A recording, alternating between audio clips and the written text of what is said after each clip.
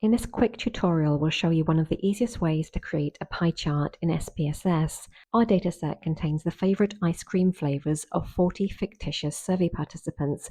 We want to create a pie chart to visualize their favorite ice cream flavors, showing how popular each flavor is within the group. To do this in SPSS, we go to Graphs, then Pie. This opens the Pie Charts dialog box. Under Data in Chart R, we select Summaries for groups of cases, then click the Define button. This brings up the Define Pie dialog box you see on screen. We select the variable that we want to use, favorite ice cream in this case, and move it to the Define Slices By box. We can move it either by using the arrow button or by dragging and dropping it. Under Slices Represent, we select our preferred option. We're going to select percentage of cases. It's also a good idea to add a title to your chart. To do this, we click the Titles button and enter our chart title. Then we click Continue. Once we click OK, the SPSS output viewer will pop up with our pie chart. If we right-click on the chart, we can copy it as an image file, which we can then use in other programs. Well, that's it. If you prefer written tutorials, check out our website, easyspss.com. And if you found this video helpful, don't forget to like and subscribe.